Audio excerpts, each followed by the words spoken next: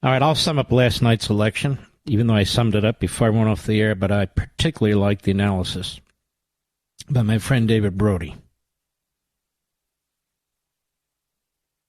He says this victory in New Hampshire by Trump is much bigger than people realize. 70% of the Republicans who voted for Trump.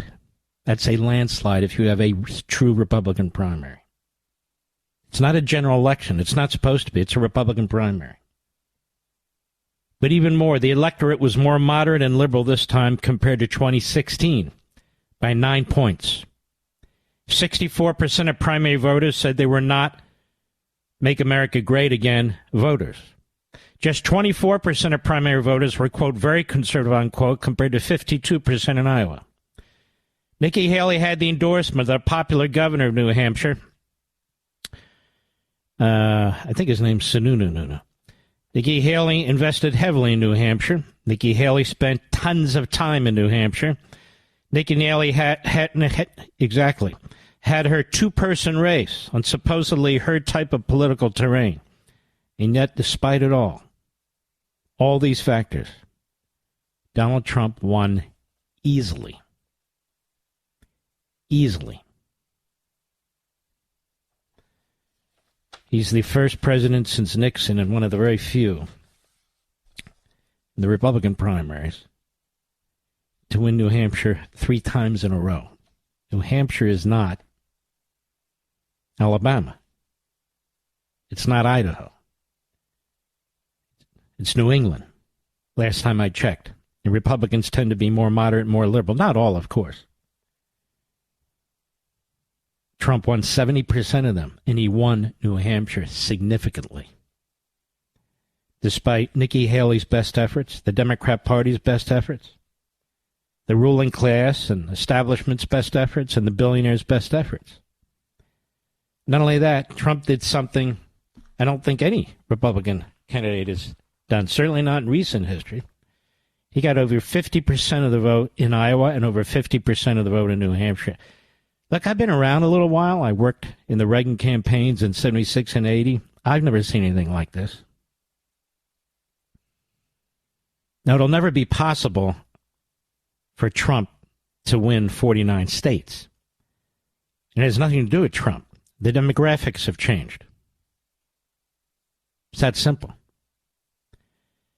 But, I do research for this program. I'm all set to go, but I'm researching right up to the last second. And Mr. Producer will tell you this, and I found something very interesting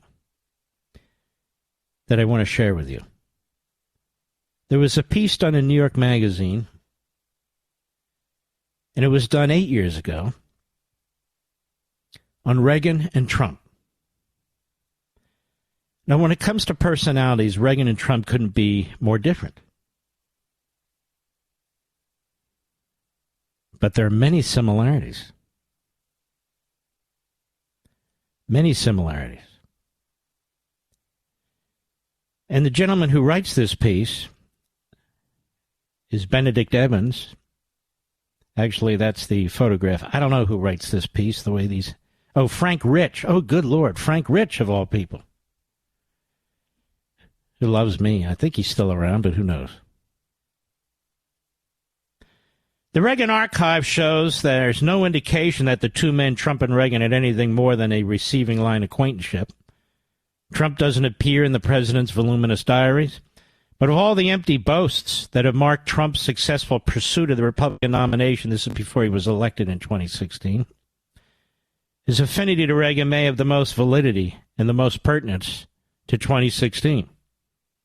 To understand how Trump has advanced to where he is now and why he's been underestimated at almost every step, and he still is today. Today he's underestimated. And why he has a shot at vanquishing Hillary Clinton in November, he wrote in 2016. Few roadmaps are more illuminating than Reagan's unlikely path to the White House. One is almost tempted to say that Trump has been studying the Reagan playbook, but to do so would be to suggest that he actually might, have looked at the book. Before the fierce defenders of the Reagan faith collapse into seizures at the bracketing of their hero with the crudest and most vacuous says Frank Rich, of course, a left-wing clown, but still, I'm getting to a point.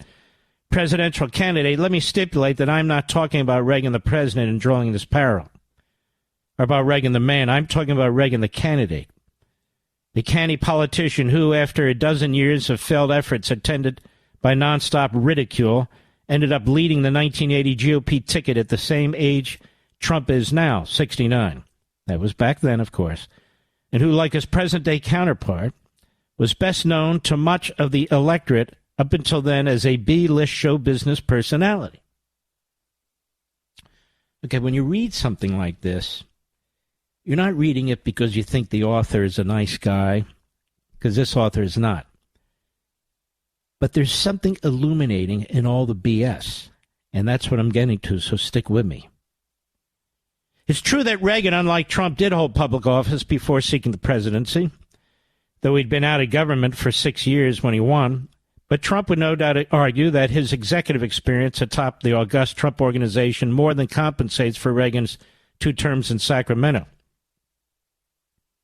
Remarkably, though, the Reagan model has proved quite adaptable, both to Trump and to our different times.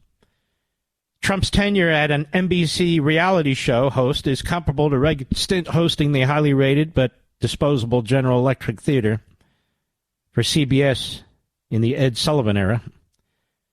Trump's embarrassing turn as a supporting player in the 1990 Bo Derek movie, yeah, I told you the guy's an ass, but stick with me, is no more egregious than Reagan starring opposite a chimp in Hollywood, Bedtime for Bozo. While Trump has owned tacky, bankrupt casinos in Atlantic City, Reagan was a mere casino serf, the MC of a flop nightclub review featuring barbershop harmony, and he goes on. So he hates Reagan, hates Trump, and, of course, hates all of us for supporting both. I'm trying to make a point that's very important here, though.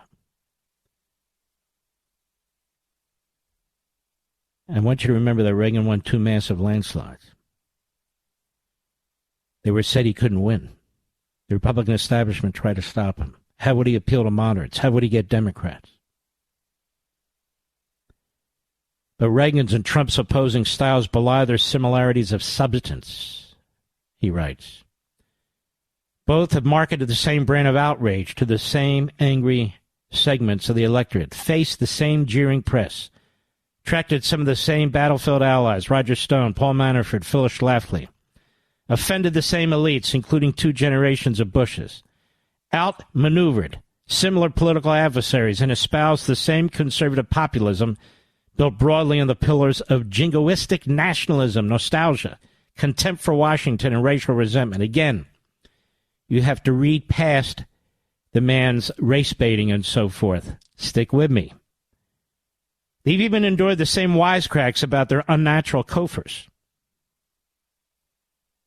Governor Reagan does not dye his hair, said Gerald Ford at a gridiron dinner in 1974. He's just turning prematurely orange. The Reagan's 1980 campaign slogan, "Let's make America great again," is 1 word longer than Trump's. The word reflects a contrast in their personalities, the invacular versus the autocratic, but not in message. Reagan's apocalyptic theme, "The empire is in decline," is interchangeable with Trump's, even if the Gipper delivered it with a smile. Craig Shirley, who happens to be a dear friend of mine, has a brand new book coming out, and I can't wait to have him on my program. Shirley, longtime Republican political consultant and Reagan acolyte, he's a tremendous historian, has written authoritative books on the presidential campaigns of 76 and 80 that serve as correctives to the sentimental revisionist history that would have us believe that Reagan was cheered on as a conquering hero by GOP elites during his long climb to national power. And this is the nub of the matter, America. To hear the right's triumphalism, recent years, you'd think that only smug Democrats were appalled by Reagan, while Republicans quickly recognized that their party, decimated by Richard Nixon and Watergate, had found its savior. Grassroots Republicans who Reagan had been courting for years with speeches, radio addresses, and opinion pieces beneath the mainstream media's radar were indeed in his camp. But aside from a lone operative, John Sears, Shirley wrote, Quote, the other major GOP players, especially Easterners and moderates, thought Reagan was a certified Yahoo. Got it? This is what you're hearing now about Trump. By his death in 2004, quote, writes Shirley, they would profess their love and devotion to Reagan and claim they were there from the beginning of 1974, which was a load of horse manure. Even after his election in 1980, Shirley adds, Reagan was never much loved by his own party leaders. After GOP setbacks in the 1982 midterms, a Republican National Committee functionary taped a piece of paper to her door announcing the sign-up for the 1984 Bush for President campaign. Shirley's memories, I have to close my left eye to read this, but stick with me. Shirley's memories are corroborated by reportage contemporaneous with Reagan's last two presidential runs. A poll in 1976 found that 90% of Republican state chairmen judged Reagan guilty of, quote, simplistic approaches, unquote, with, quote, no depth in federal government administration and, quote, no experience in foreign affairs. It was a little different in January 1980 when a U.S. News and World Report survey of 475 national and state Republican chairmen found they preferred George H.W. Bush to Reagan.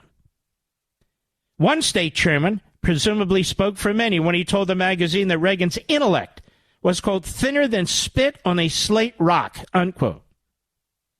As Rick Perlstein writes in The Invisible Bridge, the third and latest volume of his epic chronicle, The Rise of the Conservative Movement, he says, both Nixon and Ford dismissed Reagan as a lightweight.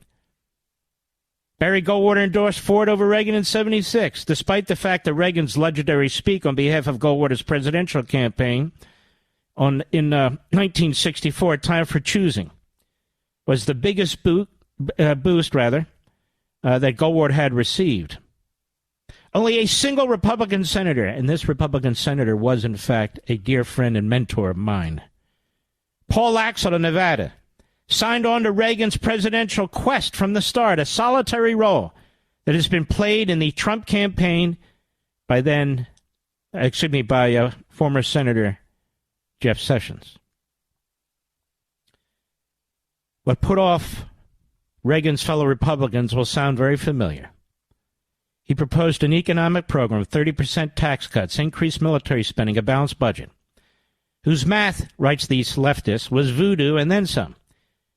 He prided himself on not being, quote, a part of the Washington establishment, unquote, and mocked Capitol Hill's buddy system and its collusion with the forces that have brought on us our problems, the Congress, the bureaucracy, the lobbyists, big business, and big labor, Reagan said.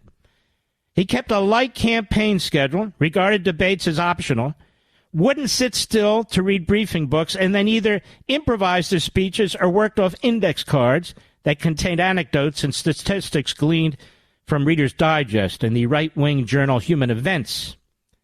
He says, well, Reagan was actually quite the intellect. He was incredibly well-read and often did speak contemporaneously. But that aside, that's not my point. Like Trump, but unlike most of his and Trump's political rivals, Reagan was accessible to the press and public. His spontaneity in give and takes with reporters and voters played well, but also gave him plenty of space to disgorge fantasies and factual errors so prolific and often outrageous that he single-handedly made the word gaffe a permanent fixture in American politics. So it goes on and on and on, you see. And I open the show reading this to you by a radical left-wing Democrat, maybe still writes for the New York Times, but he's writing here in the left-wing New York Magazine, to demonstrate to you that many of the substantive efforts to kill Trump, many of the tactics and techniques used to trash Trump by the Republican establishment, by the media, were in fact used against Ronald Reagan. He couldn't win. He can't appeal to the moderates. He can't appeal to the Democrats.